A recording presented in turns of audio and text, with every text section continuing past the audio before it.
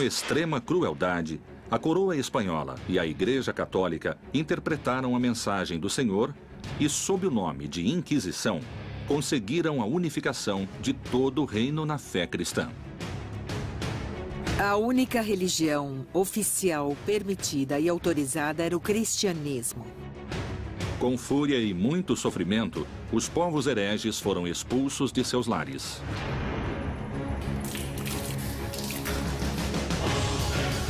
Anos mais tarde, os métodos impiedosos para a evangelização cruzariam o oceano em direção ao Novo Mundo.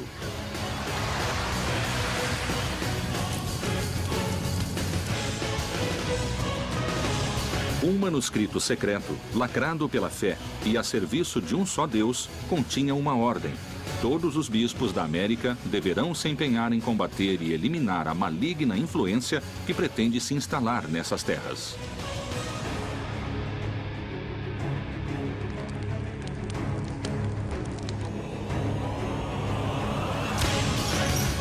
Os métodos e caminhos que forem empregados para levar a cabo essa missão apostólica não envolverão pecado. A Inquisição acabou gerando uma pedagogia do medo. A máquina de repressão religiosa e política mais temível da história chegou à América para acabar com a heresia. E como se agia? Com fogo, tortura ou queimá-los em público? Esses objetivos foram alcançados à força, com sangue e tortura? Colombo e o descobrimento da América foram a verdadeira origem da Inquisição no Novo Mundo? Terá a Inquisição inspirado, séculos mais tarde, o nazismo? A evangelização pela palavra, como manto de seda, encobriu a expansão e o enriquecimento da coroa espanhola.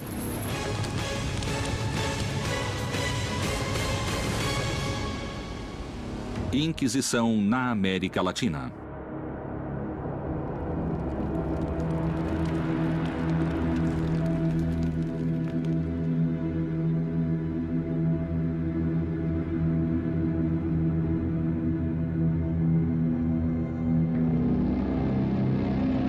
Anos antes do descobrimento da América, o Reino de Castela nomeou Frei Tomás de Torquemada como Inquisidor-Geral.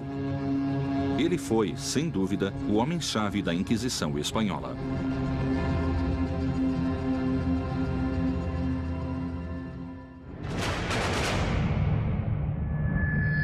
Torquemada foi o primeiro inquisidor. Um homem que não tinha limites, um homem que não tinha nenhum tipo de problemas em queimar qualquer pessoa para poder impor suas ideias.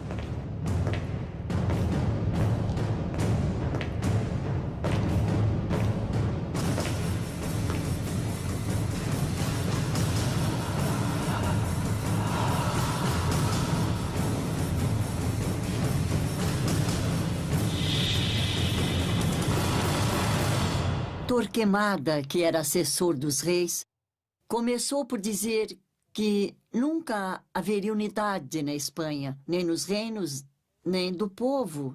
E por quê? Porque tinha de haver uma só religião.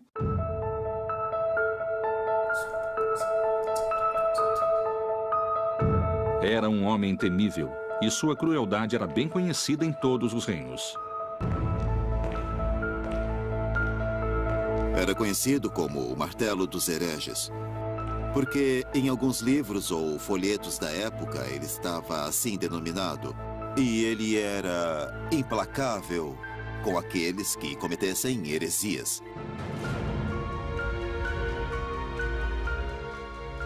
A coroa estava decidida a unificar a fé em um reino onde havia múltiplas crenças. A tarefa não seria nada simples e seria necessário agir com determinação. A única religião oficial permitida e autorizada era o cristianismo. Agora, o que houve com os judeus? Eles tiveram somente duas opções: ou emigrar para o norte da África ou para outro reino europeu, ou se converter ao cristianismo.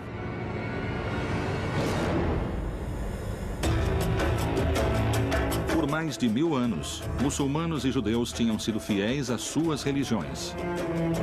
Mas, forçados pela Inquisição, se converteram ao cristianismo. No entanto, continuaram fiéis a seus costumes e rituais clandestinamente. Eram cripto-judeus ou judaizantes, quer dizer, às escondidas continuavam praticando sua religião. Quem não se convertesse ao cristianismo seria expulso, teria de sair do reino. Foi o que aconteceu.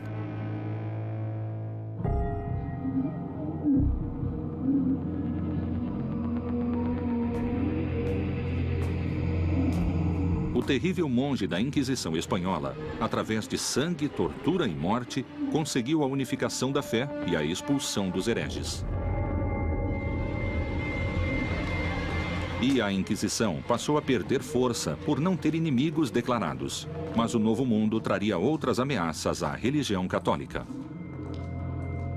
A Inquisição, que estava agonizando em Aragão, foi simplesmente ressuscitada pelos reis católicos, que a encarregaram de vigiar todo o reino, cada parte do reino, para perseguir a quem se afastasse da ortodoxia.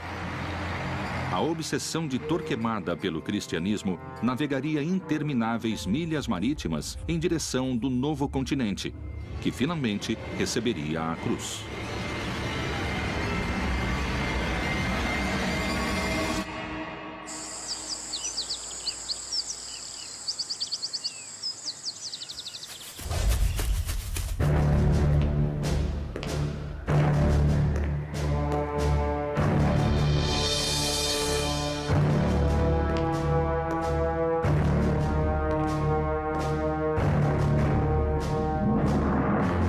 México, Lima e Cartagena de Índias foram as 3 cidades onde foram criados tribunais do Santo Ofício da Inquisição.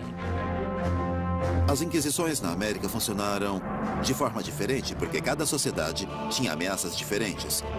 A sociedade mexicana, a sociedade limenha, de Cartagena, essas sociedades que receberam o tribunal tinham ameaças e inimigos diferentes. Vamos lembrar que a justificativa da conquista do Novo Mundo se deu por sua evangelização.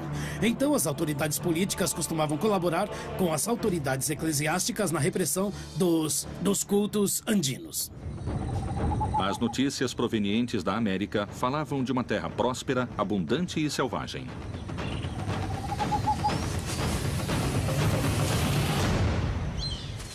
Eles ficaram surpresos pela quantidade de divindades que tinham ou de idolatrias, e isso os motivou a pensar que era necessário iniciar uma evangelização partindo concretamente do zero. Os reis católicos ouviam histórias de nativos vivendo fora dos costumes cristãos e com cultos pagãos. Os nativos penduram peças de ouro em suas orelhas e seu nariz, e o que levam no pescoço fica se agitando e tinindo. Com os talos de uma cana de dureza inquebrantável, fazem suas flechas, mas não usam peitorais de couro. Esse parágrafo é como uma primeira foto da América. Índios pagãos com flechas que a Espanha devia evangelizar.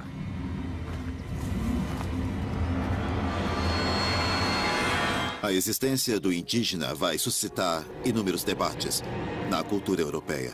Mas muito rapidamente, a ideia de protegê-los como menores de idade vai fazer com que a coroa europeia assuma a posição de evitar que cheguem à América, entende? Pessoas que possam contagiá-los com ideias más ou atitudes más. Ao chegar aqui, se depararam com uma população totalmente diferente em raça, em costumes, em religião.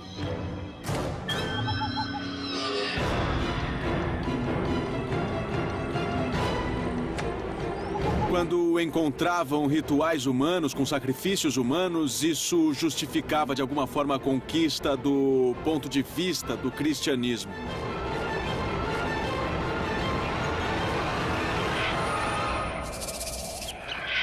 Os maias acreditavam em sacrifícios para agradar a seus deuses e evitar castigos.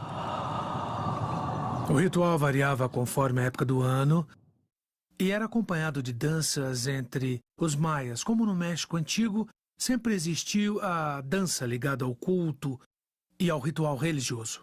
para que faziam seus rituais para ter alimento. E por isso ofereciam aos deuses sacrifícios de humanos, e isso não será extirpado pela Inquisição, nem pela nova cultura que vem do Ocidente. Esses rituais aterrorizavam conquistadores e religiosos. Obviamente, para os espanhóis, os sacrifícios humanos eram coisas do demônio. Mais ou menos era assim que definiam. É claro que era bem difícil cristianizar uma população, não é? Indígena e com ritos e cultos tão ancestrais. E ainda mais em pouco tempo. A coroa espanhola havia aprendido a combater a heresia. Os mesmos métodos seriam trazidos ao Novo Mundo e o indígena finalmente teria sua cruz. A América nunca mais seria a mesma. Inquisição na América Latina.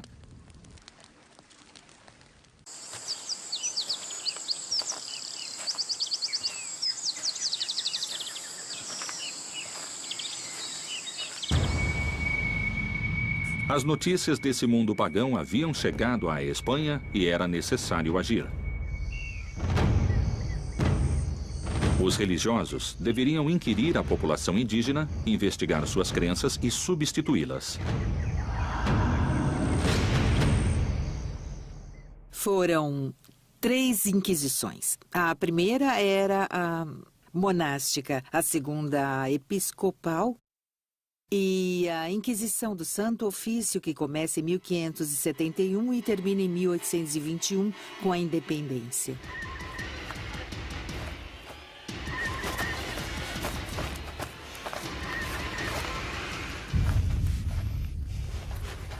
A Inquisição tinha uma dupla natureza. Por um lado, uma natureza política, para conquistar e ampliar os domínios da monarquia hispânica, e por outro, uma função espiritual religiosa para converter as almas indígenas ao cristianismo.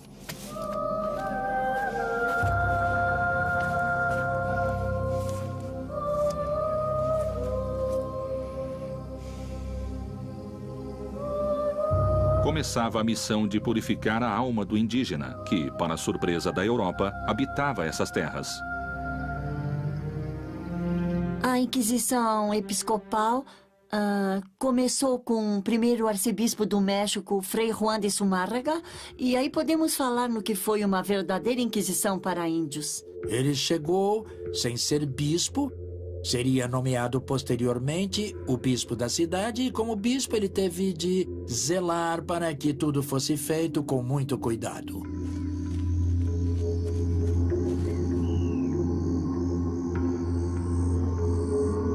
Eles eram obrigados a mudar certos comportamentos, certas práticas e principalmente a adotar as novas espanholas e cristãs, mas também era permitido que, se eles de repente errassem, porque não entendiam o evangelho, tivessem a possibilidade de voltar atrás no erro. No momento em que descobriram que eles supostamente estavam convertidos, mas que continuavam usando elementos que eram códices ou ídolos, nesse momento, os elementos se tornaram negativos e por isso deviam ser destruídos.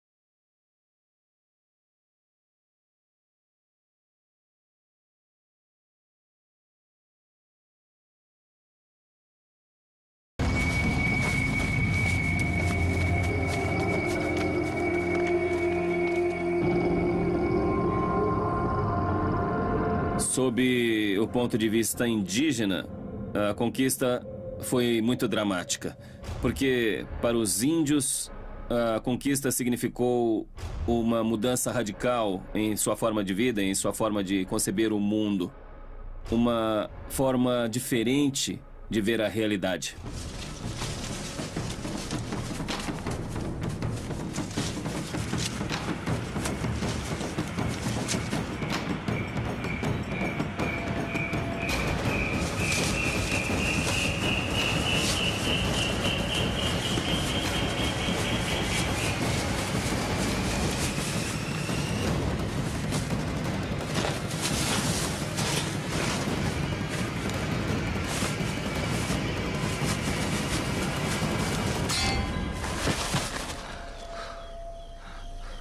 E quando eles continuaram com suas práticas consideradas pagãs, então aí entraram os inquisidores.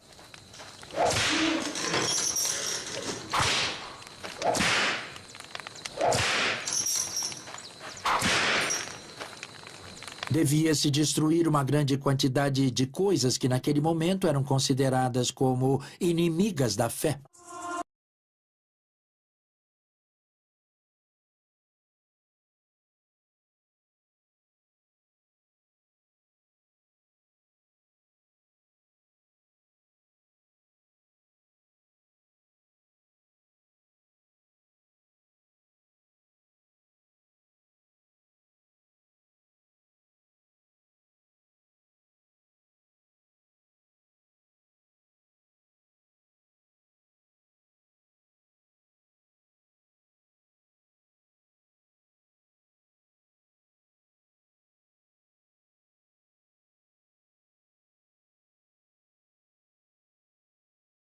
Que tinham sido utilizados para adoração aos deuses antigos, entre eles códices.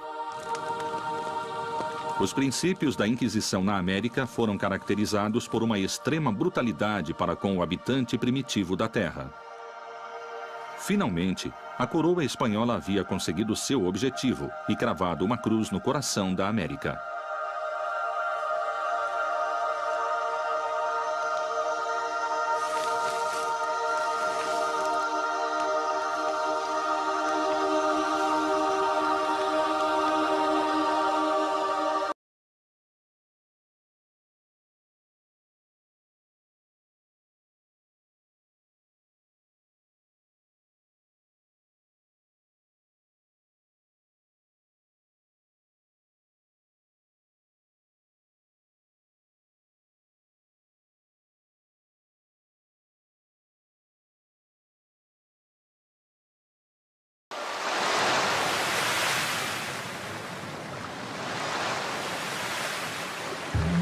Cristóforo Colombo, mais conhecido como Cristóvão Colombo. Alguns historiadores suspeitam que Cristóvão Colombo teve muito a ver com a vinda de judeus à América, escapando da Inquisição espanhola.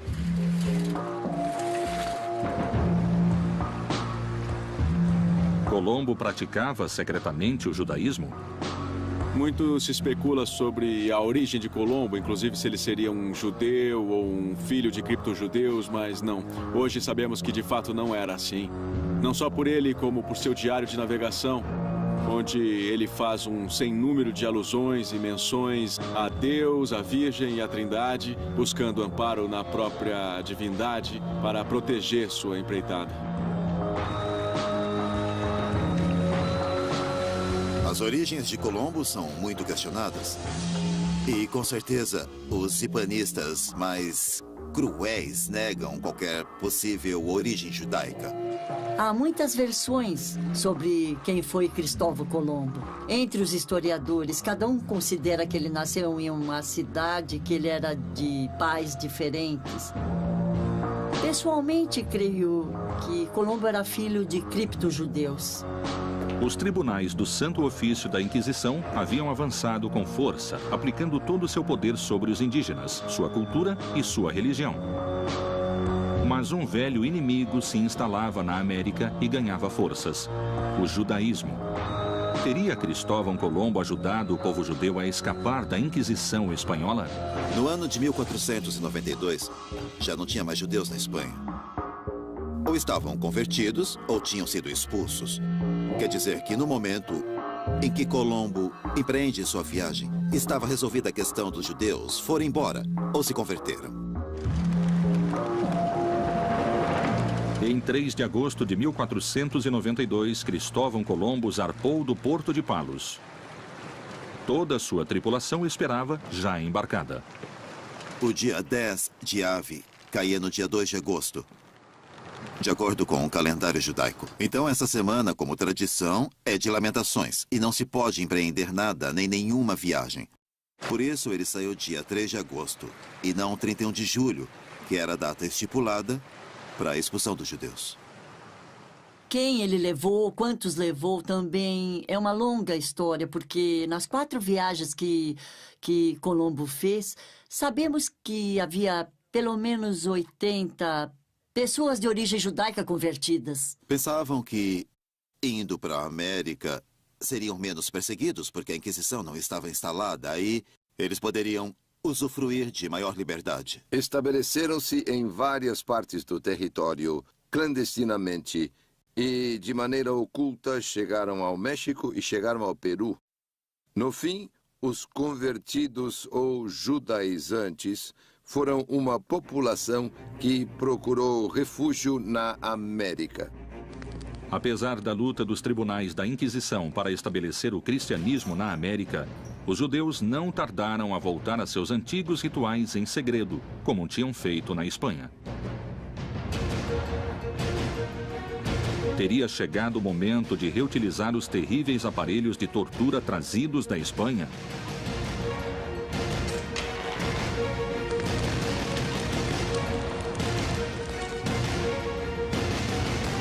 Inquisição na América Latina.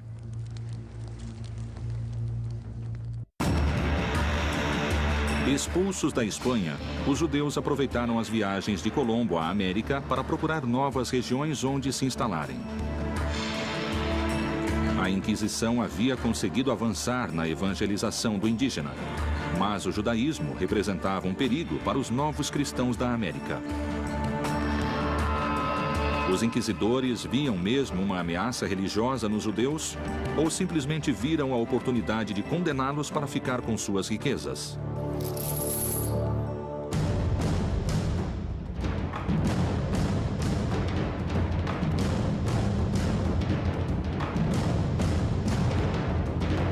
Em 1569 e 1570 foram fundados 2 tribunais de Inquisição na América, o do México e o de Lima. Para impedir a contaminação da nova e frágil fé dos índios.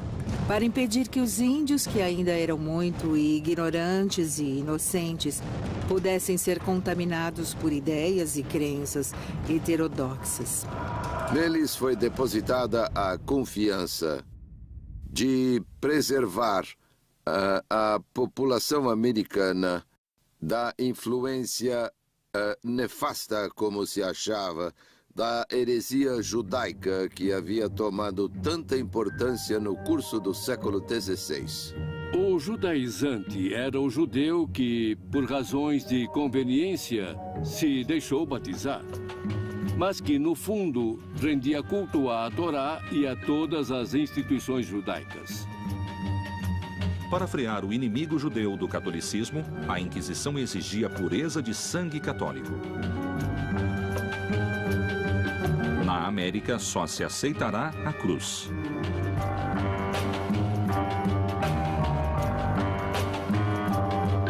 Para vir para a América, era necessário provar que havia pureza de sangue.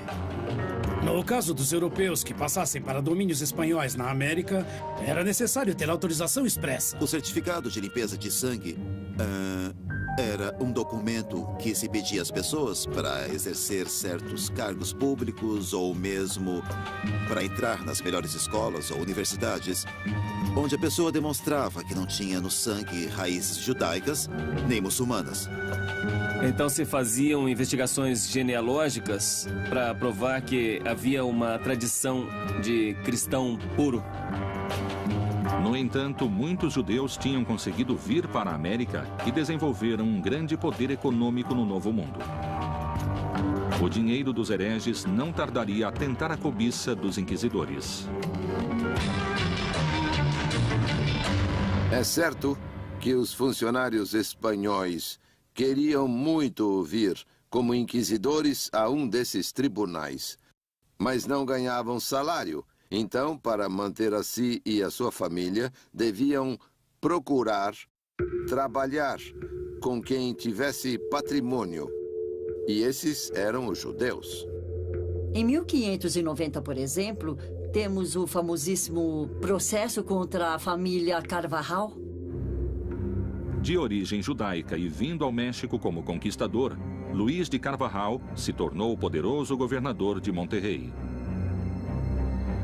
Ele e toda a sua família foram membros de uma seleta sociedade de prósperos comerciantes, mas apesar de sua posição social e riqueza, foram detidos sem maiores explicações.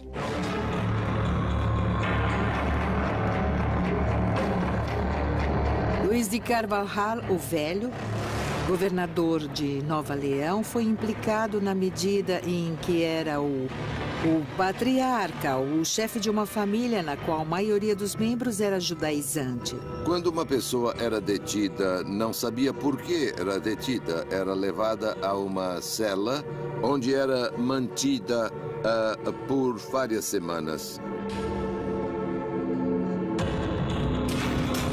Foi perseguido, interrogado, foi acossado e julgado, porque se temia que ele também fosse judaizante, mas isso nunca foi comprovado. A família Carvajal se estabeleceu na cidade do México e no norte da Nova Espanha, em Torreón, até que foram denunciados e trazidos, a certa altura, à cidade do México para responder ao processo e, finalmente, foram acusados e processados. Luís de Carvajal, além de ser governador de Monterrey, foi um próspero comerciante. Os bens eram sistematicamente sequestrados pelo tribunal. Um dos maiores rendimentos que a Inquisição tinha era a partir do sequestro dos bens, quando se dava o início dos processos. Pois bem, quando uma pessoa era denunciada e a Inquisição tinha por bem começar um processo independente de a sentença considerar a pessoa culpada ou inocente, etc., procedia-se imediatamente ao sequestro dos bens da pessoa.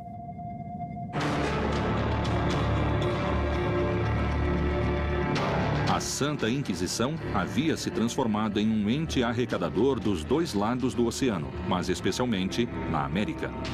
As imensas fortunas que sequestravam de seus prisioneiros reforçavam seu poderio econômico e, por outra parte, estavam começando a deturpar sua missão religiosa original. Teria ela se transformado em uma máquina implacável de cobiça e terror? Até onde era capaz de chegar?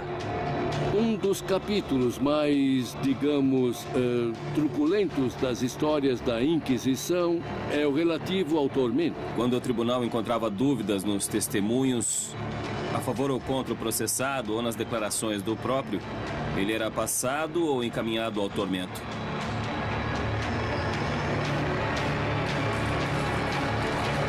Eram feitos vários interrogatórios, eram colhidas várias declarações nas quais se podia recorrer à tortura. Sim, a tortura existiu, obviamente. Era uma técnica empregada por todas as justiças, civis e religiosas, até o século XVIII. O tormento era reconhecido por todas as legislações da Idade Média.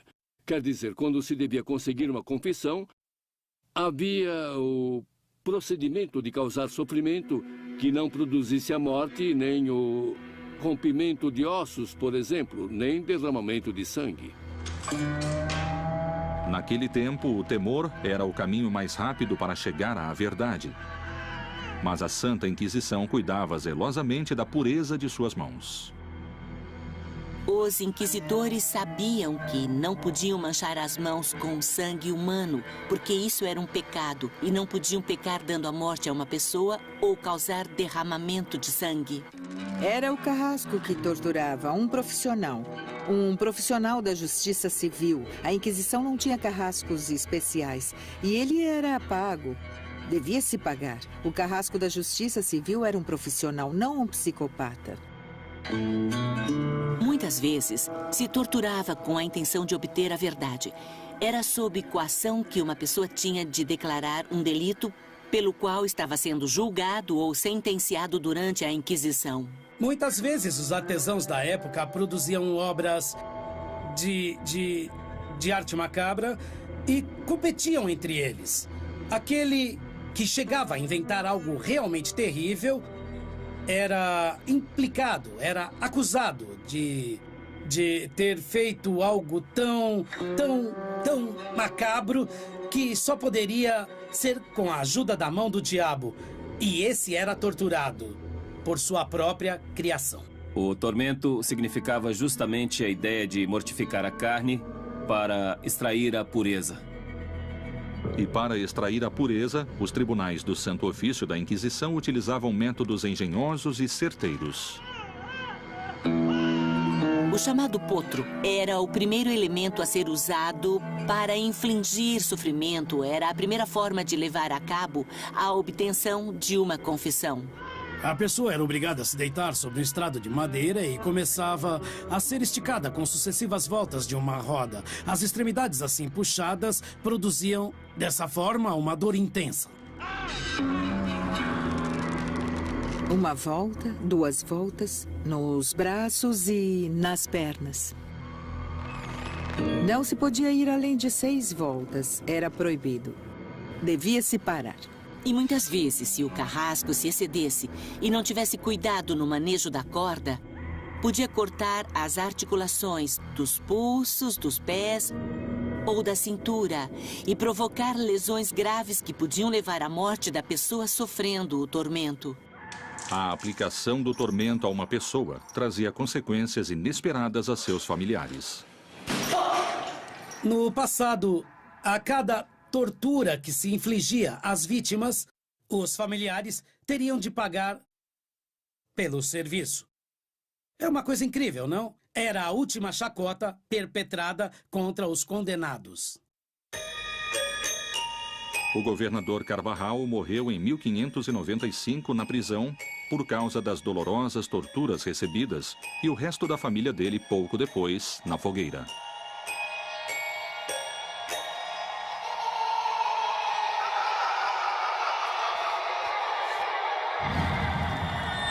O Santo Ofício havia acabado com a família judaizante mais poderosa do México. Mas a luta só estava começando. Novas religiões vieram ter às costas da América e a Inquisição devia impedir não só seu desembarque, mas também os demônios dos povos originais. Que métodos a Inquisição usou para vencer essa resistência? Inquisição na América Latina.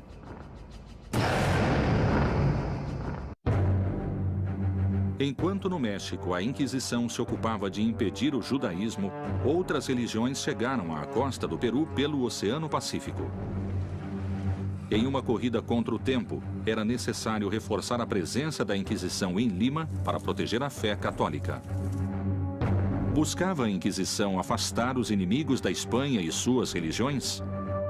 Temiam a perda do terreno religioso? Ou talvez a perda do território conquistado? Perigava a cruz ou o ouro?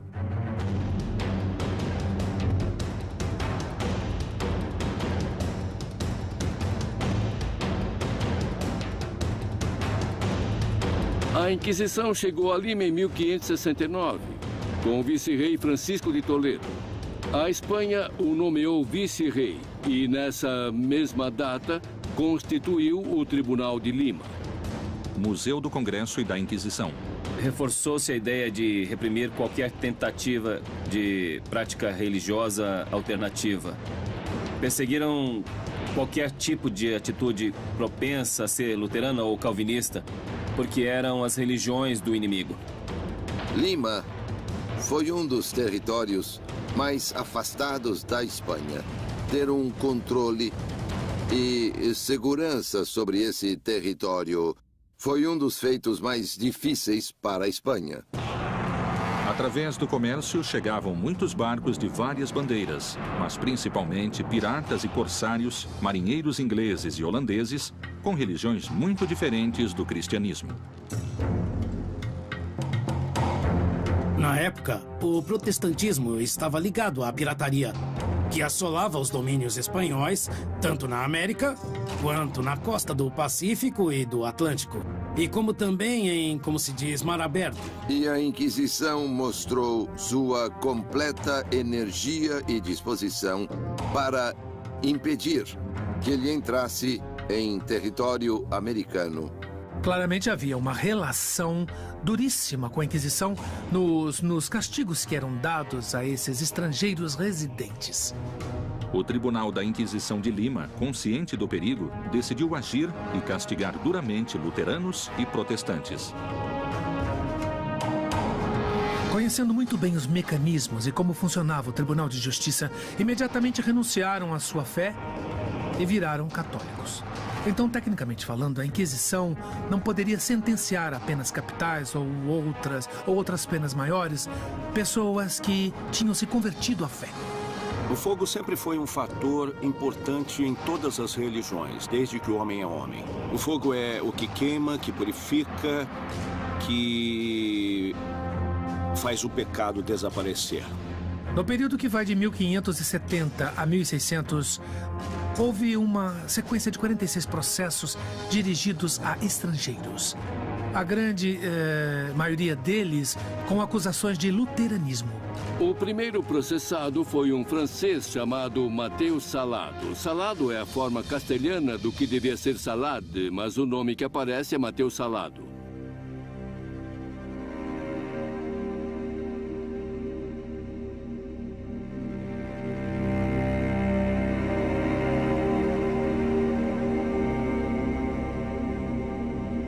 Assim que o tribunal foi instalado, procuraram um primeiro bode expiatório e localizaram essa pessoa que, na verdade, era muito mais louco do que herege. Na realidade, no uso da língua comum no Peru, salado significa azarado. E esse senhor teve sua parte.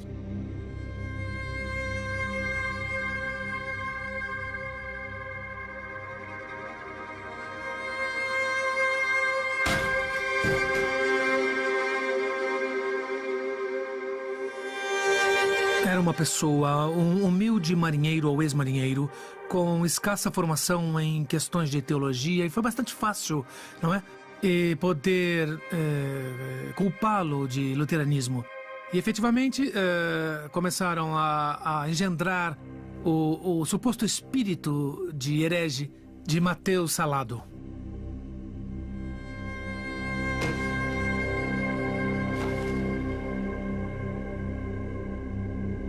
Disseram que ele era luterano, como os protestantes em geral, pelo fato dele ter feito declarações e afirmações contrárias aos dogmas católicos. Os blasfemos foram os principais réus do Tribunal da Inquisição. Pessoas de língua comprida que diziam frases ou palavras de algum agravo à doutrina católica. Mas esse senhor era um tanto extravagante porque vivia numa huaca. Nós peruanos chamamos de huaca os antigos oratórios de adobe, geralmente na costa. A huaca, que hoje em dia leva o nome dele, podia-se ver o mar e, eventualmente, podia ser um espião dos piratas franceses que assolavam a costa do Pacífico. A condenação de Matheus Salado tem muito de política.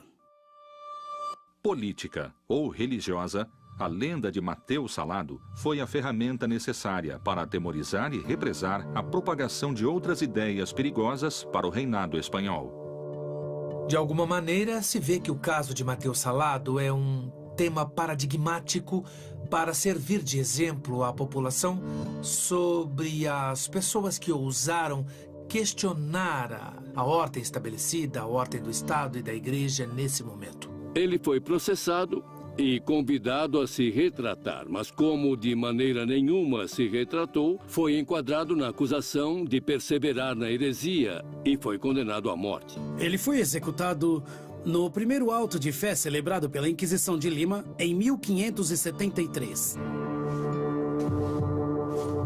Os inquisidores acreditaram que queimando Matheus Salado purificariam a fé católica e que a ameaça protestante em Lima desapareceria.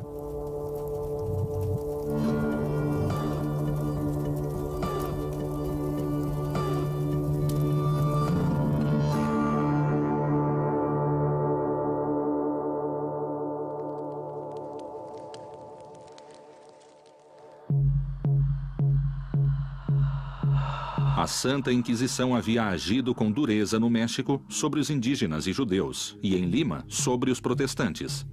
Mas as ameaças tinham terminado? Ou a verdadeira luta estava começando? As extensões territoriais da América no vice-reinado eram muito grandes.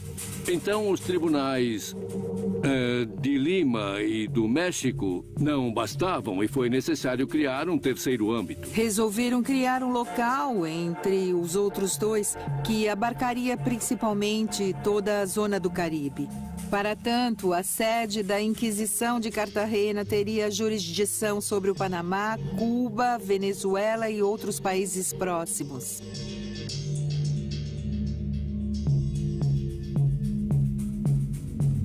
Em 1610, fundaram o Tribunal de Cartagena de Índias, no norte da Colômbia, na costa do Atlântico. Cartagena vai se converter na porta de entrada da população escrava destinada às minas de Antioquia.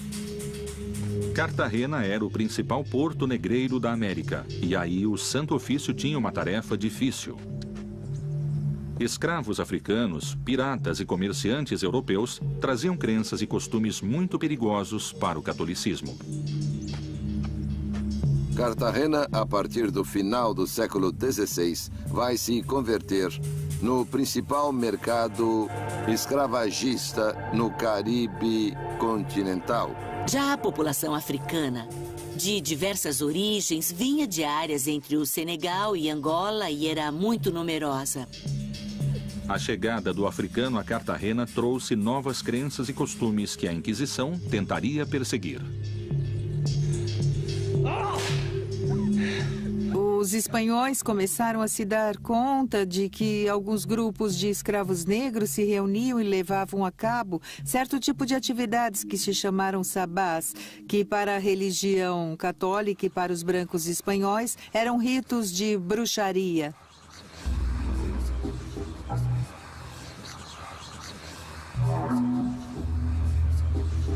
Os inquisidores sabiam muito claramente da persistência dentro das populações africanas já residentes em Cartagena de uma prática muito específica que seria geral a todos esses povos da África Ocidental, que era o culto aos mortos.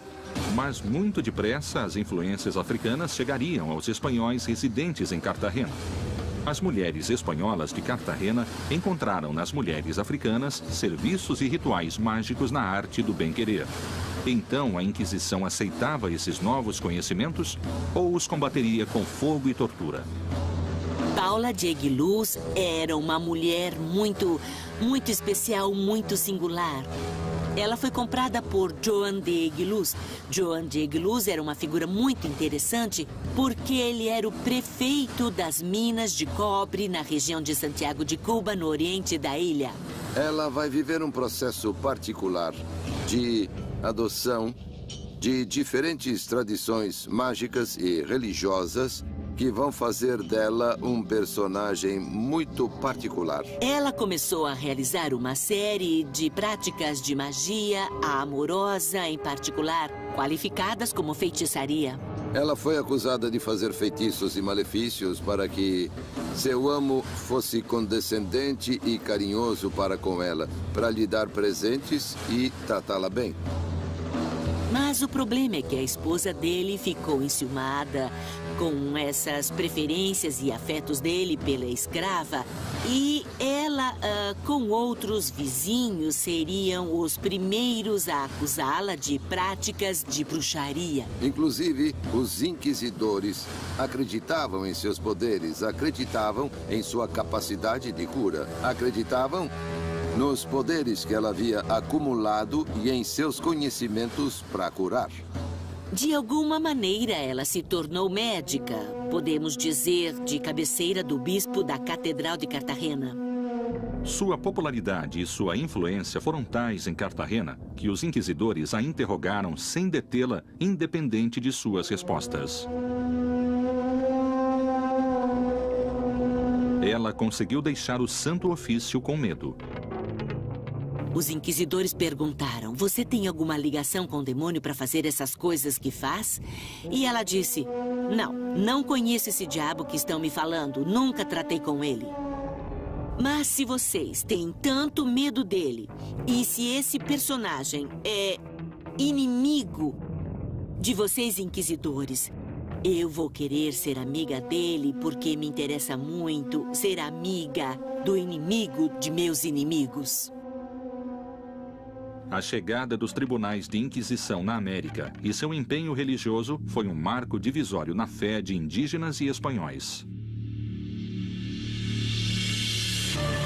A Santa Inquisição, em nome da fé, tinha açoitado com sua cruz os indígenas da América e só um milagre poderia aproximá-los a esse novo Deus trazido de tão longe.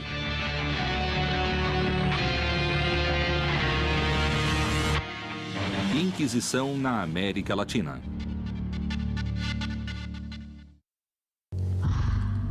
A Inquisição havia arrasado o povo indígena, destruindo seus objetos de adoração. Como o índio açoitado se aproximaria de seus carrascos? Poderiam índios e brancos unir-se sob uma mesma religião? Já tinha terminado a conquista através da guerra e da primeira evangelização.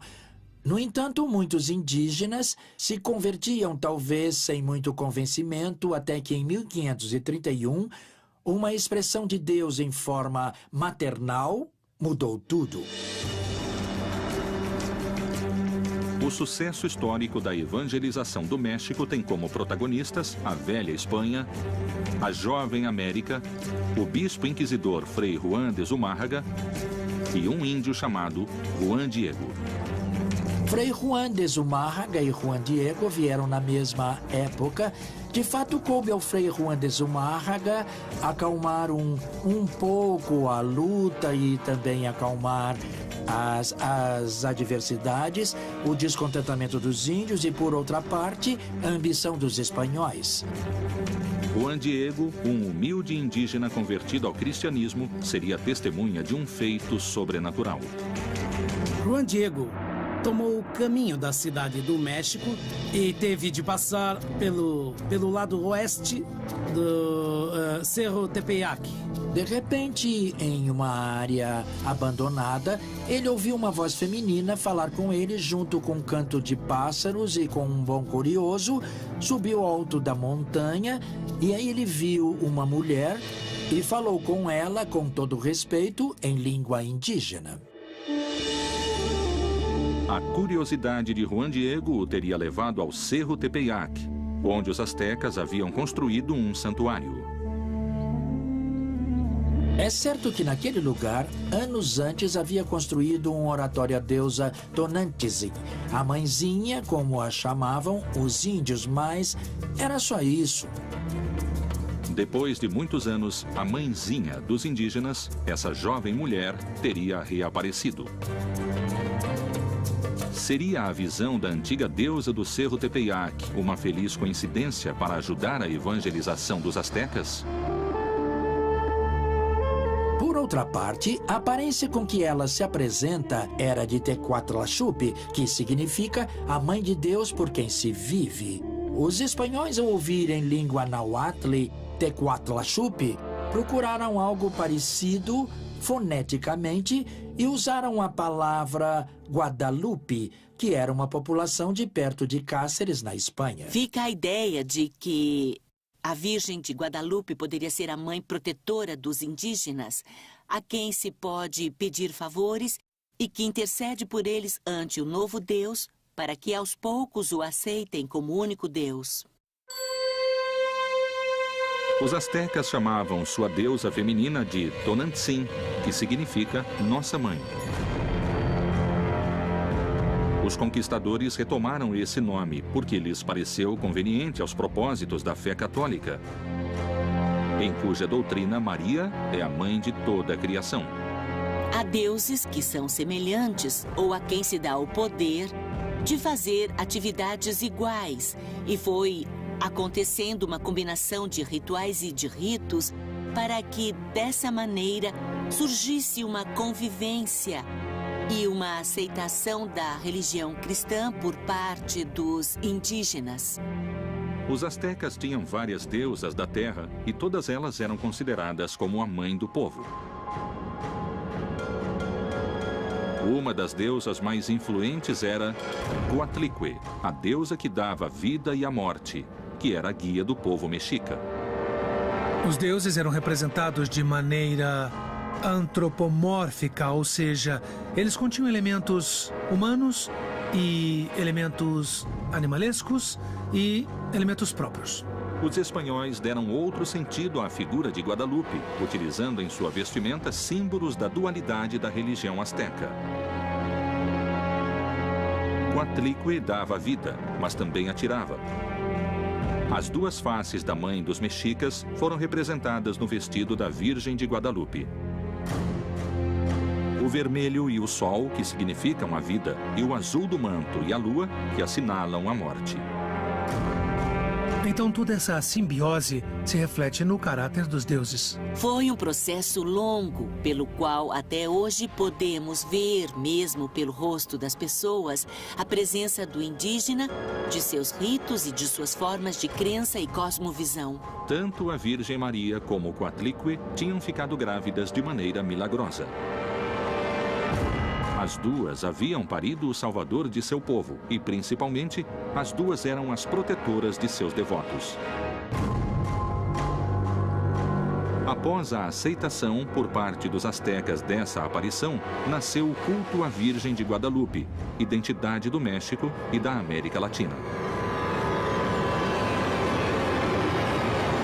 A Virgem de Guadalupe foi instaurada na Nova Espanha como um elemento de coesão para que os indígenas crescem na religião cristã, para que aceitassem e adotassem essa religião como sua e também como elemento que daria a eles identidade. O milagre da Virgem de Guadalupe uniria o espanhol e o índio sob uma mesma fé. Esse fato marca o começo da devoção a uma imagem católica por parte do índio americano. De alguma maneira, fica manifesto que essa imagem iria unir agora o indígena juntamente com o espanhol. Sem mais sacrifícios humanos. É por isso que Santa Maria de Guadalupe e Juan Diego tiveram um papel tão importante para a evangelização desta terra. A imagem de uma jovem mulher no Cerro Tepeyac havia conseguido então a união de dois mundos antagônicos.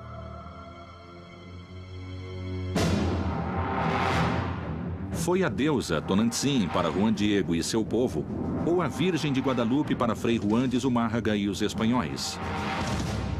De qualquer forma, nasceu o sincretismo. A Inquisição havia cumprido seu objetivo religioso depois de ter torturado sem piedade os povos nativos. Em nome de Deus, a Inquisição se apoderou não só da fé, mas das riquezas de todo aquele que pisava o solo do Novo Mundo. Estando tão longe dos reis católicos, teria a Inquisição sido contagiada pela ambição dos conquistadores?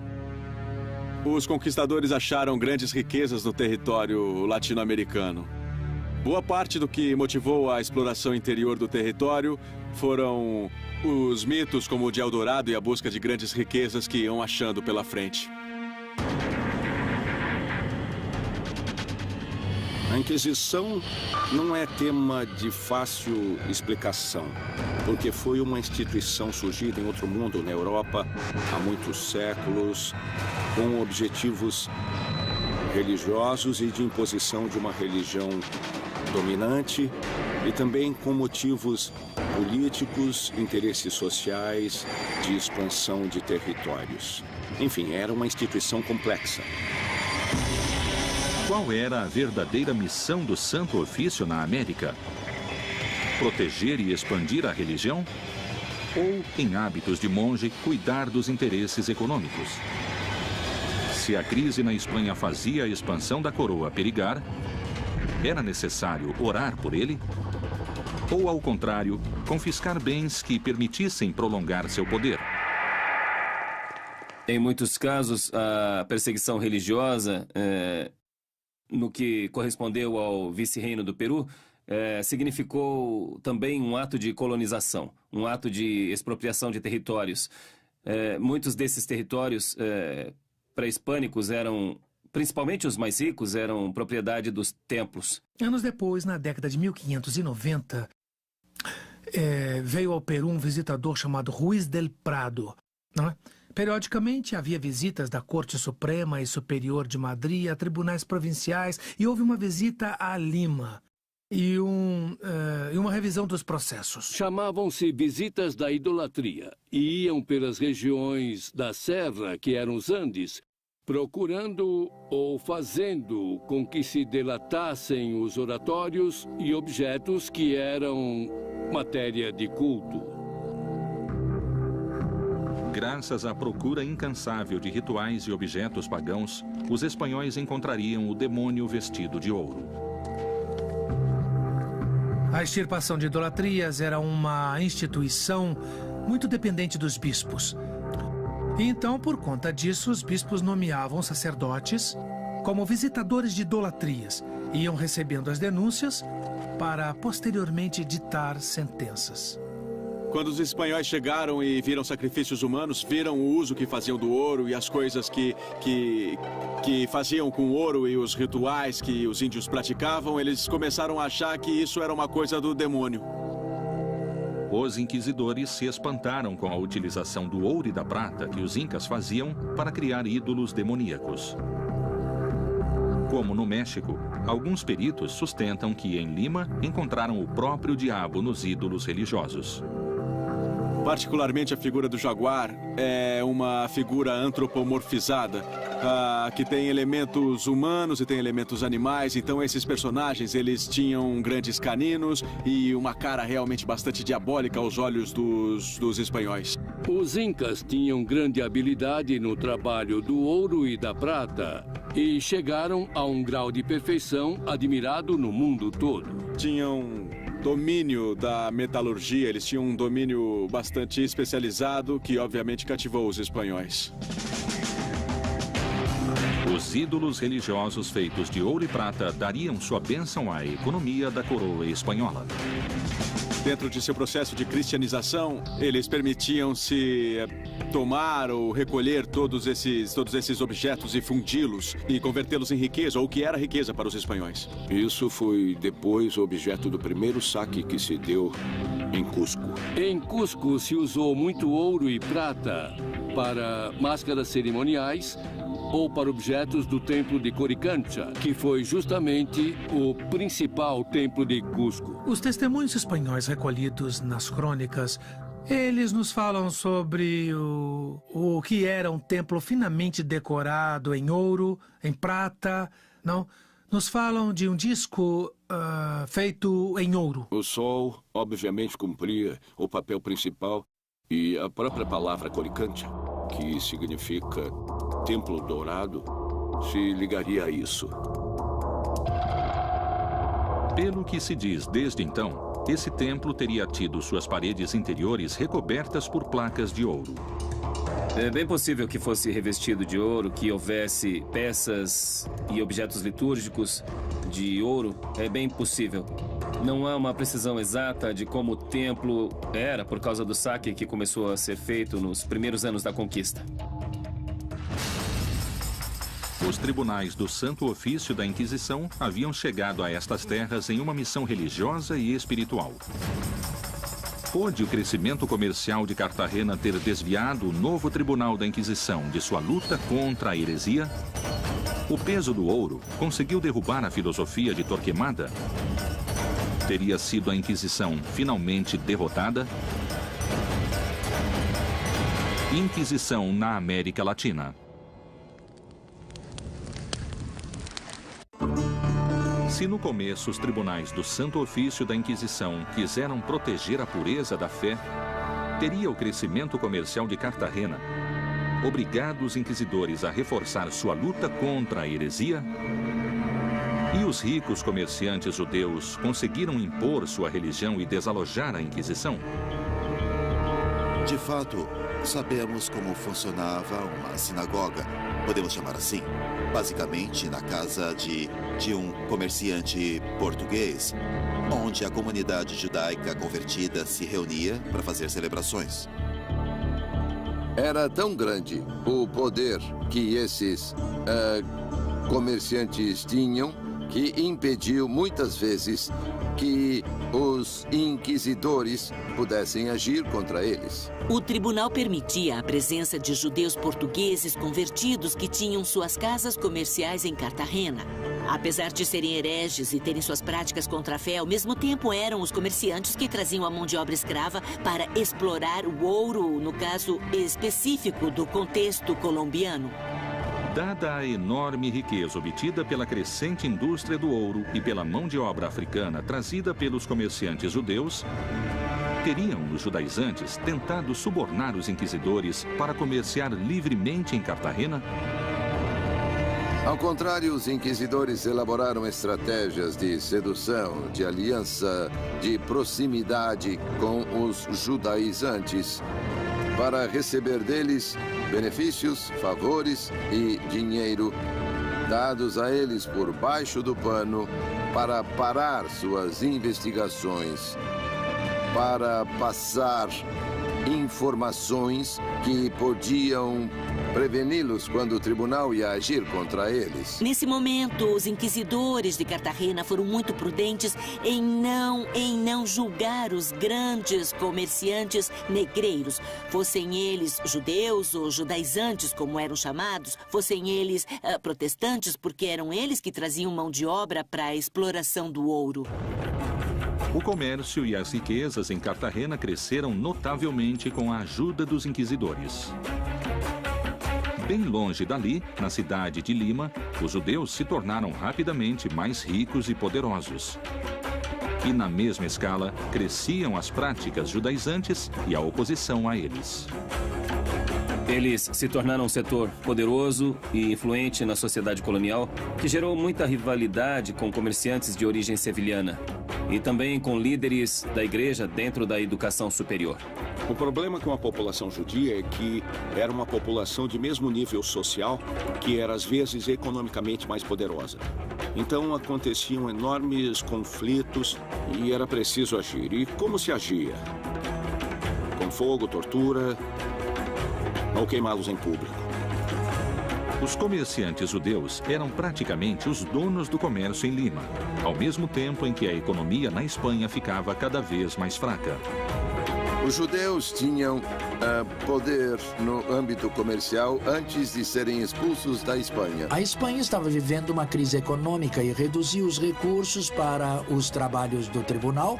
E, nesse sentido, os membros do tribunal tinham de pensar em obter dinheiro para continuar seu trabalho. O Santo Ofício começou a vigiar os judeus por seu crescimento.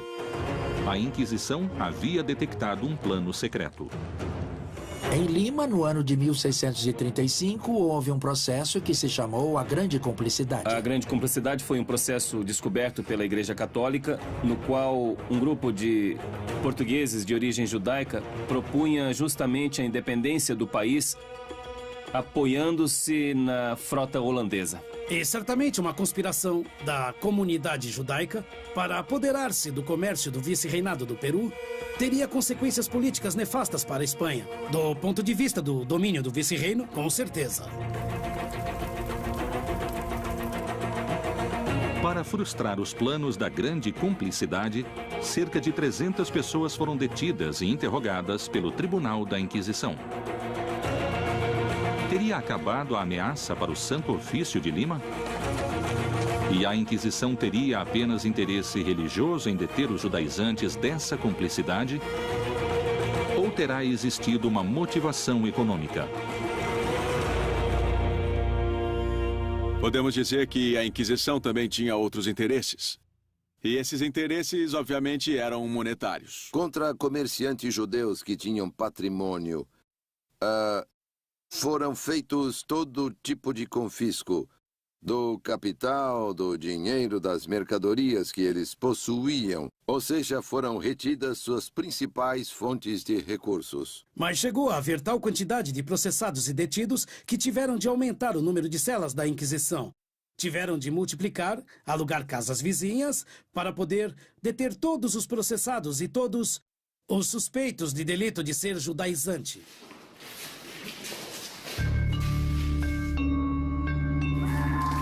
Ser estrangeiro ou ter uma profissão respeitável o transformava automaticamente em suspeito de ser judaizante. Dizer português no século XVI era quase dizer, era equivalente a dizer convertido. Dizer holandês e médico era quase dizer judeu, eram equivalentes. Foram presas várias pessoas, desde o reitor da Universidade de São Marcos até muitos médicos, professores, clérigos, muitos comerciantes, todos eles envolvidos na grande conspiração contra o Império Espanhol. Pouco a pouco, a Inquisição foi caindo em excessos, porque, entre outras coisas, requisitavam os bens dos réus e passavam às mãos do tribunal. Então era, às vezes, um negócio lucrativo. Em função da crise econômica na Espanha, a Inquisição teria se afastado de sua missão original para sobreviver.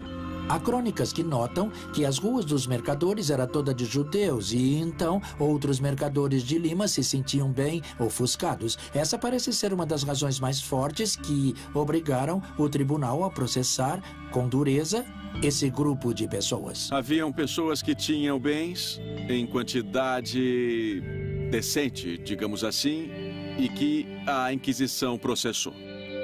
O Tribunal do Santo Ofício se transformou. De estabelecimento austero, converteu-se em entidade milionária. Porque naquela época não havia um sistema financeiro. E mesmo que fosse a instituição da igreja ou alguma outra corporação como era a Inquisição, podia se emprestar parte de seu capital a comerciantes, fazendeiros, etc.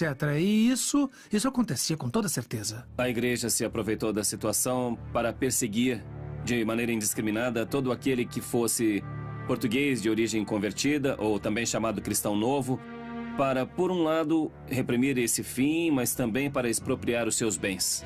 E essas aquisições de bens vão ser tão grandes e vão ser tão bem administradas que vai perdurar o seu funcionamento por todo o tempo. Dali para frente, estamos falando de quase um século e meio depois do processo da Grande Cumplicidade. Os inquisidores, graças às propriedades dos judeus, chegaram a ser, segundo se diz, tão ricos quanto os reis. A Inquisição considerou os judeus como seus inimigos e séculos mais tarde o nazismo adotaria esses mesmos conceitos. Teria sido esta parte da história a semente do antissemitismo mundial? Teria a Santa Inquisição inspirado Hitler e o nazismo? Inquisição na América Latina. O Santo Ofício da Inquisição buscou se expandir em várias regiões da América e assim evitar que o judaísmo se instalasse. Terá sido esta parte da história o reflexo de um terrível e sangrento fanatismo religioso? Ou terá sido a semente do antissemitismo mundial? Séculos mais tarde, e com métodos muito similares, a Alemanha se expandia pela Europa. Teria a Santa Inquisição, com seus métodos, inspirado Hitler e o nazismo?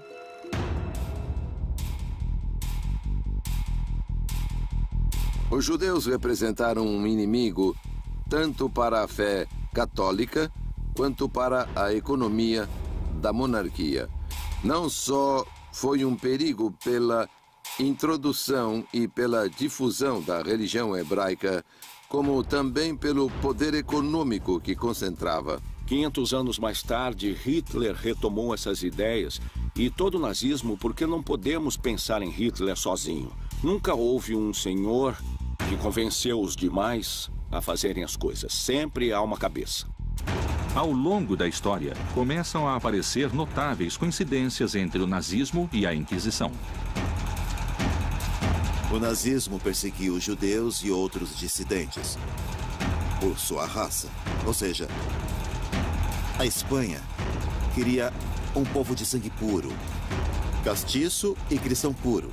E os nazistas também queriam uma Alemanha de sangue puro, sem mistura. Entre a Inquisição, o nazismo e todos os movimentos que reivindicaram a pureza de sangue, As diferenças não são grandes. O que os iguala, quer dizer, o que há em comum entre eles é o tema racial. A tese contra os judeus. Tanto a Inquisição quanto o nazismo trataram de neutralizar o perigo, isolando seus prisioneiros.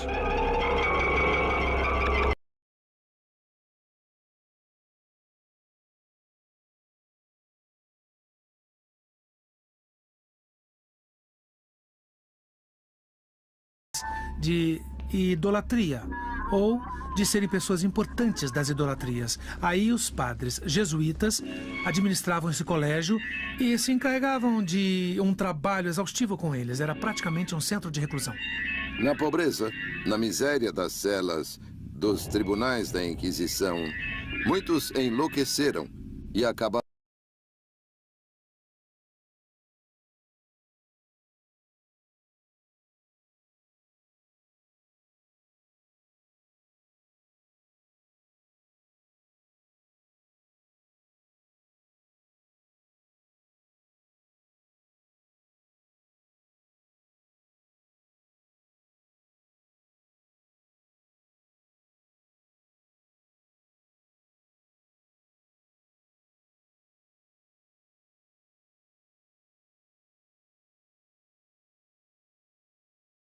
Jovens desocupados se uniram às tropas de assalto nazista, que tomavam as ruas, agrediam e denunciavam os oponentes do regime.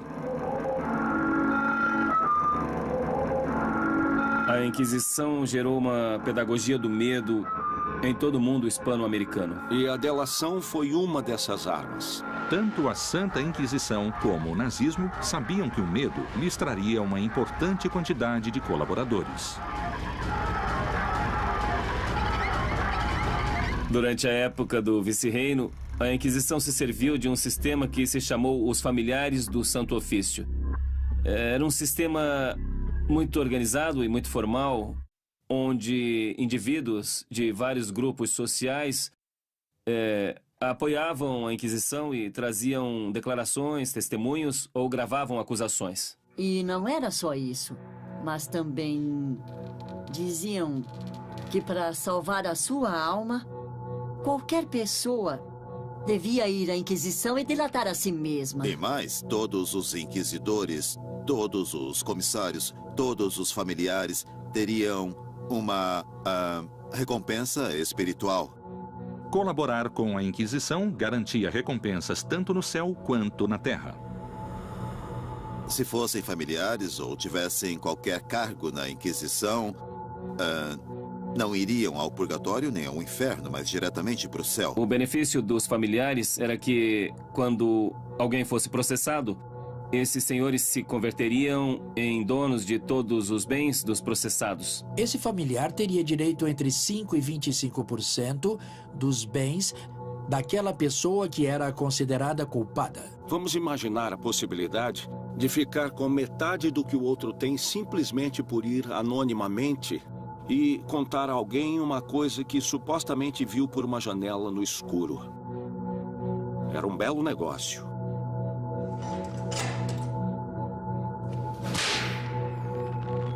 Outra coincidência histórica. Ambos obrigavam os condenados a usar uma roupa especial. Para humilhar, obrigavam a usar uma túnica, uma espécie de capa com a cruz da Inquisição, e a levar uma vela verde na mão.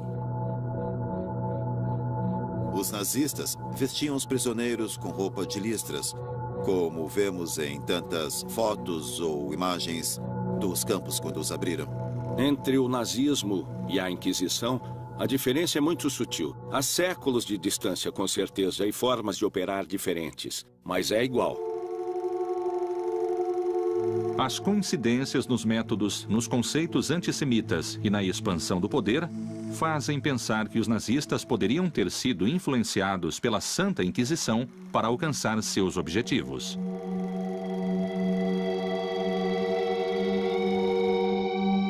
Após sua passagem para a América e a cristianização do indígena, 5 séculos mais tarde a Igreja Católica pediria perdão. quais foram os ensinamentos e as consequências da Inquisição nestas terras?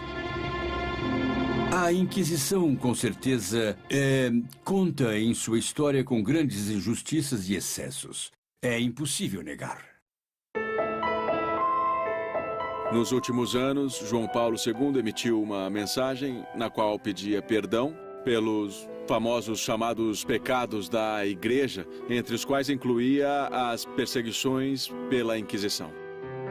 Após 500 anos do descobrimento da América, a Igreja Católica realizaria o maior exame de consciência de toda a sua história. O Papa reconheceu que houve abusos, reconheceu que houve faltas de compromisso, reconheceu que houve omissões, mas não por parte de todos. No entanto, deve-se reconhecer. E sugeriu a criação de uma comissão para estudar profundamente quais foram esses erros. Quais foram os abusos ou omissões no passado, para que não voltem a acontecer e para que a Igreja possa se sentir também orgulhosa e digna do que é. Não só retificar, mas pedir perdão pelos excessos e equívocos históricos que foram cometidos. O olhar atual da Igreja sobre a Inquisição na América está situado em um passado com valores sociais próprios de outras épocas. É certo que, com a perspectiva do século XXI, hoje existe a noção de direitos humanos. Ninguém pode ser perseguido por suas ideias e crenças, mas não era assim na época moderna, nem na Idade Média, quando pertencer à comunidade da Igreja era o que dava sentido à pessoa, ao indivíduo. Era parte da realidade a obrigação de permanecer fiel a um credo, que era o credo católico. Deve-se compreender que era outro momento da história. Surpreendentemente, a Santa Inquisição no México era percebida naqueles anos com um significado muito diferente do atual. Nos 3 séculos de vice-reinado, não houve um só levante popular contra a Inquisição. Quer dizer que as pessoas aceitavam que a Inquisição existisse. Era parte da realidade. Mas o conformismo social, calar-se, calar a pessoa, isso sim é muito mexicano, não discordar abertamente, evitar o enfrentamento, preferir ficar quieto, nunca se sabe, assim foi com a Inquisição no México. O povo nunca se rebelou contra a Inquisição, nem na Europa, nem aqui. Possivelmente, muitas das tarefas levadas a cabo pela Inquisição tenham passado despercebidas pelo povo da Nova Espanha. As pessoas, talvez acostumadas ao temor, só se preocupavam pelo que pensariam os outros, não com a própria consciência. Quando se lêem jornais ou fatos de destaque da Nova Espanha, se vê neste dia foi justiçado um espanhol. Pouco a pouco, a decadência política da Inquisição no Velho Mundo traria mudanças.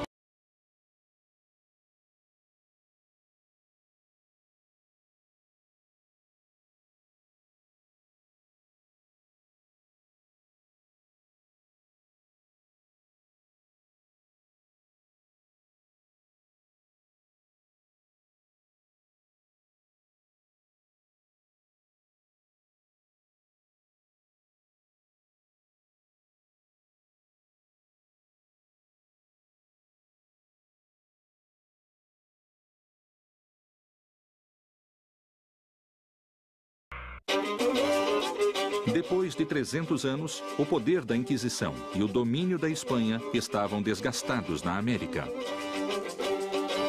Poderia-se dar por cumprida sua missão nestas terras? Conseguiria a religião católica conviver com outros credos e deuses ancestrais? Todos se perguntavam até quando durariam os tribunais. De fato, a Inquisição decaiu no século XVIII, em presença, em força. E já no século XVIII, ela se dedica a perseguir publicações, a circulação de livros proibidos, palavras dissonantes. Um ou outro sacerdote que usava o confessionário para seduzir mulheres, esse tipo de situação. A Inquisição terminou na América como terminou na Espanha. A sociedade tinha evoluído. Curiosamente, no México, o final da Inquisição produziu, a princípio, uma desconcertante reação nas pessoas. Com a independência, a Inquisição no México desapareceu. Quando a Inquisição desapareceu, aqui houve gente que se preocupou. E agora? O que vai acontecer? E se houver hereges? Quem vai se encarregar de persegui-los? Claro, isso era uma minoria. Gente que queria que o tribunal permanecesse apesar dos tempos. A imensa maioria nem sabia de nada, como sempre. Mas uma pequena minoria se inquietou e houve algumas vozes que pediram a instauração de uma Inquisição mexicana. Em contraposição ao México, cuja sociedade era altamente dependente da moral da Inquisição, no Peru, a notícia foi sinônimo de liberação. Posso assinalar que um dos grandes escândalos cometidos pela população foi o roubo de uma grande quantidade de documentos, sabe? Entre eles, os processos judiciais ou os autos de fé. Além disso, os arquivos continham fofocas. Você podia ver que um de seus vizinhos foi processado por bigamia ou por bruxaria. Então, a preocupação em Lima foi sumir com o processo. No ano de 1813, houve um levante popular, um movimento popular, e uma turba se lançou sobre o edifício da Inquisição e queimou os móveis e os papéis. Isso aconteceu.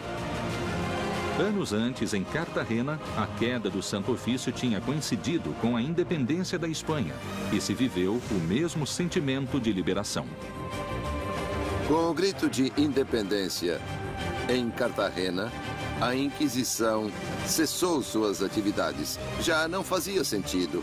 Em 11 de novembro de 1811, houve grandes festejos na cidade de Cartagena, mas não só motivados pela eliminação da Inquisição, mas principalmente pela conquista da independência. Poucos dias depois, a população exaltada arrancou da Assembleia o potro, o mecanismo que torturava as pessoas. Esse mecanismo de tortura representava a mais intensa repulsa na população e, no centro da praça, o queimaram. O povo se dirigiu ao átrio da catedral, onde se achavam todas as tabuletas que continham os nomes dos réus condenados ao longo de 200 anos e as destruíram por completo. Os tribunais do Santo Ofício estavam esvaziados para sempre e seus elementos de tortura foram destruídos. Paradoxalmente, a Inquisição desaparecia, mas tinha alcançado seu objetivo de cristianizar a América.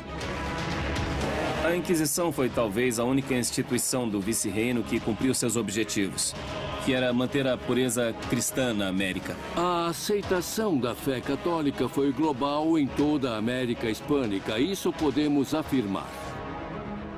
O catolicismo se expandia na América. Mas teria a cruz conseguido afastar em definitivo os ídolos pré-colombianos ou eles sobreviveram ao fogo? A América é o território de uma experiência única e singular, que é a formação de uma religiosidade sincrética, mestiça. O habitante primitivo destas terras havia suportado na carne, em nome da cruz, muita crueldade e a destruição de sua cultura. Apesar disso, jamais renunciou a seus deuses e crenças. A resistência dos povos indígenas na América é uma das realizações mais extraordinárias que já se viu na luta para manter sua memória e sua identidade no mundo. A presença da religiosidade andina acabou se fundindo com os cultos católicos e temos atualmente na América uma religião sincrética mais do que uma religião católica. As várias religiões, a católica, também elementos hebraicos, judeus, mas também as religiões africanas e as religiões pré-hispânicas tradicionais se fundiram de modo excepcional no âmbito popular.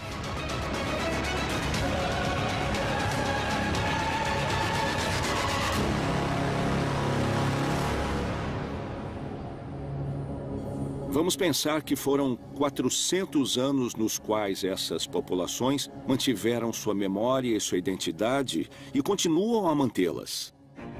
Na atualidade, os cultos pré-colombianos continuam surpreendentemente intactos e fiéis a seus costumes. Mas a história desnudaria as origens do homem mais cruel e sanguinário da Inquisição e sua filosofia antissemita.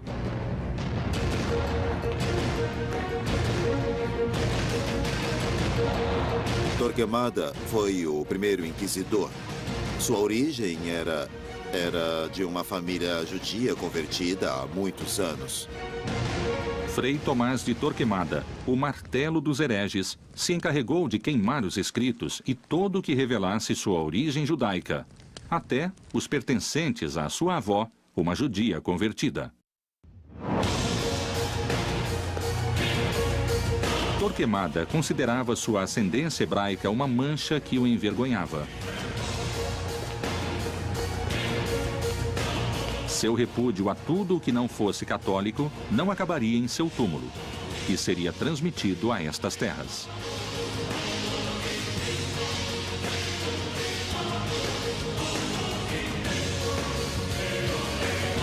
O temor que esse legado despertava levou os inquisidores da América a serem implacáveis.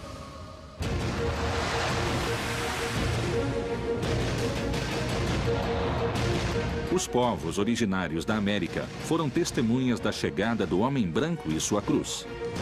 Uma única religião seria permitida no Novo Mundo. À força, com sangue, tortura e morte, o catolicismo se havia instalado para sempre. A cruz havia sido cravada com firmeza no Novo Mundo. Não se trata mesmo de se justificar, mas de reconhecer que se equivocaram, que deviam ter ficado mais perto do Evangelho. Até hoje, se cita um velho dito popular daquela época.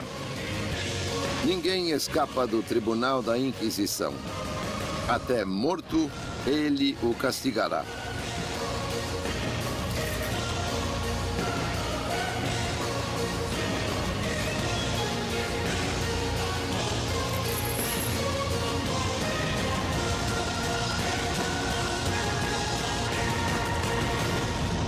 Inquisição na América Latina.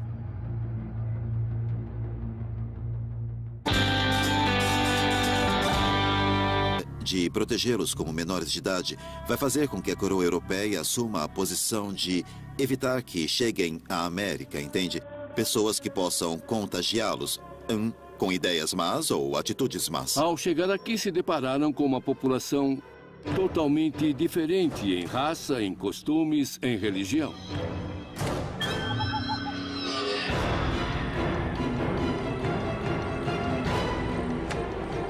Quando encontravam rituais humanos com sacrifícios humanos, isso justificava de alguma forma a conquista do ponto de vista do cristianismo.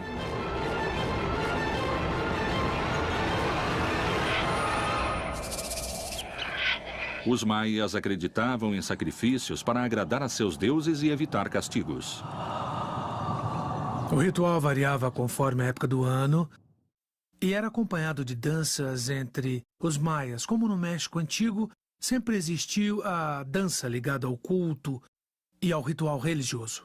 Para que faziam seus rituais? Para ter alimento. E por isso ofereciam aos deuses sacrifícios de humanos, e isso não será extirpado pela Inquisição, nem pela nova cultura que vem do Ocidente. Esses rituais aterrorizavam conquistadores e religiosos. Obviamente, para os espanhóis, os sacrifícios humanos eram coisas do demônio. Mais ou menos era assim que definiam. É claro que era bem difícil cristianizar uma população, não é?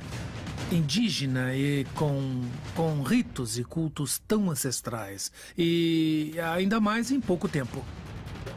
A coroa espanhola havia aprendido a combater a heresia. Os mesmos métodos seriam trazidos ao Novo Mundo e o indígena finalmente teria sua cruz. A América nunca mais seria a mesma. Inquisição na América Latina.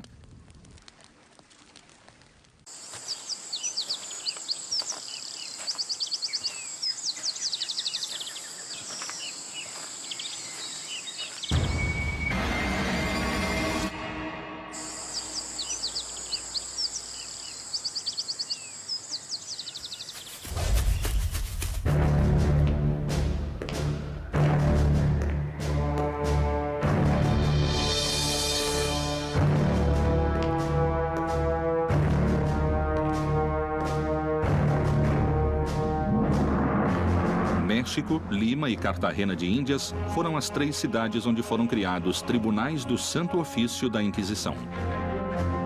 As inquisições na América funcionaram de forma diferente, porque cada sociedade tinha ameaças diferentes. A sociedade mexicana, a sociedade limenha, de Cartagena, essas sociedades que receberam o tribunal tinham ameaças e inimigos diferentes. Vamos lembrar que a justificativa da conquista do Novo Mundo se deu por sua evangelização. Então, as autoridades políticas costumavam colaborar com as autoridades eclesiásticas na repressão dos cultos andinos. As notícias provenientes da América falavam de uma terra próspera, abundante e selvagem.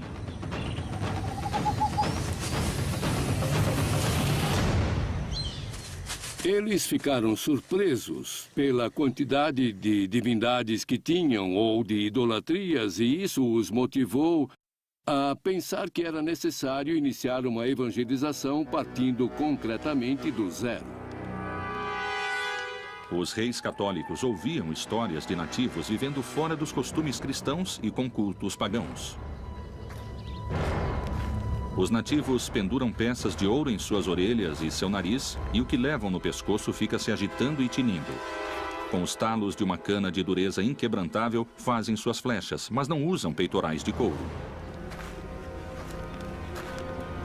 Esse parágrafo é como uma primeira foto da América. Índios pagãos com flechas que a Espanha devia evangelizar.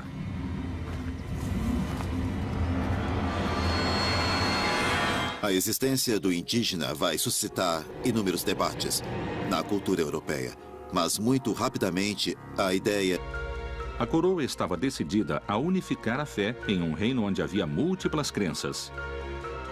A tarefa não seria nada simples e seria necessário agir com determinação. A única religião oficial, permitida e autorizada era o cristianismo. Agora, o que houve com os judeus? Eles tiveram somente 2 opções: ou emigrar para o norte da África ou para outro reino europeu, ou se converter ao cristianismo.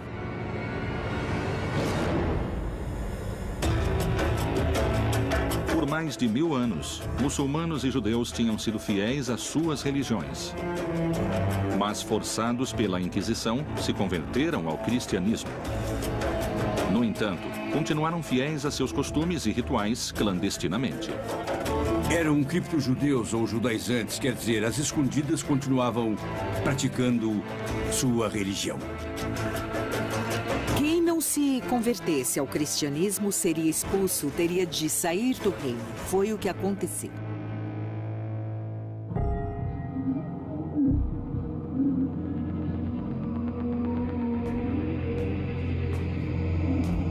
O terrível monge da Inquisição espanhola, através de sangue, tortura e morte, conseguiu a unificação da fé e a expulsão dos hereges. E a Inquisição passou a perder força por não ter inimigos declarados. Mas o Novo Mundo traria outras ameaças à religião católica. A Inquisição, que estava agonizando em Aragão, foi simplesmente ressuscitada pelos reis católicos, que a encarregaram de vigiar todo o reino, cada parte do reino, para perseguir a quem se afastasse da ortodoxia. A obsessão de Torquemada pelo cristianismo navegaria intermináveis milhas marítimas em direção do novo continente, que finalmente receberia a cruz.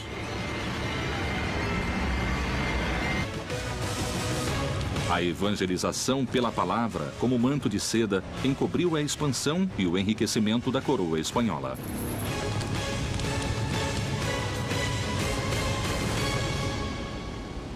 Inquisição na América Latina.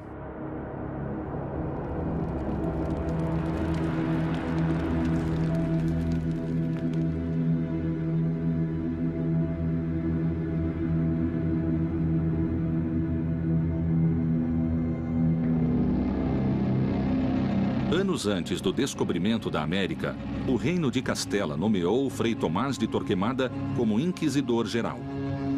Ele foi, sem dúvida, o homem-chave da Inquisição espanhola.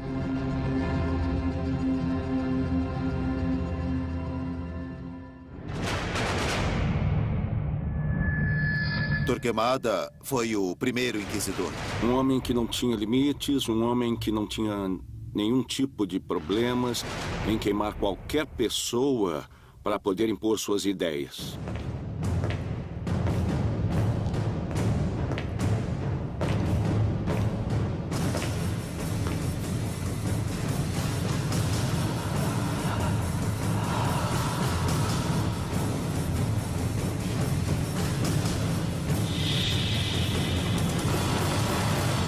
Torquemada, que era assessor dos reis, começou por dizer que nunca haveria unidade na Espanha, nem nos reinos, nem do povo.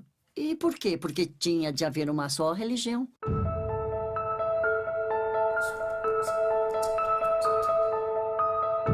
Era um homem temível e sua crueldade era bem conhecida em todos os reinos. Era conhecido como o Martelo dos Hereges, porque em alguns livros ou folhetos da época ele estava assim denominado. E ele era implacável com aqueles que cometessem heresias.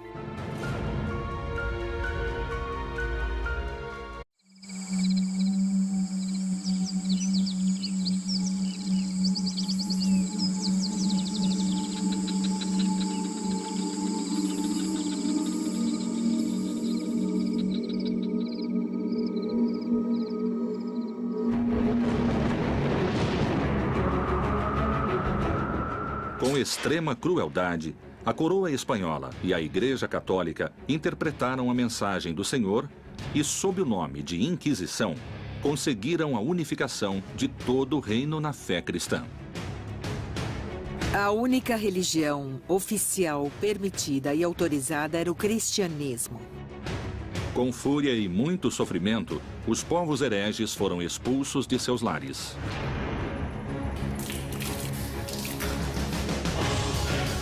Anos mais tarde, os métodos impiedosos para a evangelização cruzariam o oceano em direção ao Novo Mundo.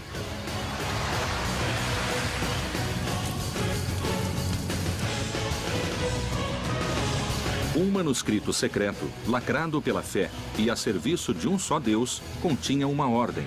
Todos os bispos da América deverão se empenhar em combater e eliminar a maligna influência que pretende se instalar nessas terras.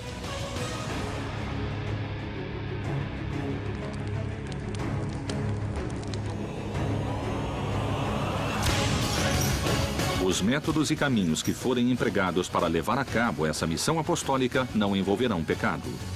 A Inquisição acabou gerando uma pedagogia do medo. A máquina de repressão religiosa e política mais temível da história chegou à América para acabar com a heresia. E como se agia? Com fogo, tortura ou queimá-los em público? Esses objetivos foram alcançados à força, com sangue e tortura? Colombo e o descobrimento da América foram a verdadeira origem da Inquisição no Novo Mundo? Terá a Inquisição inspirado séculos mais tarde o nazismo?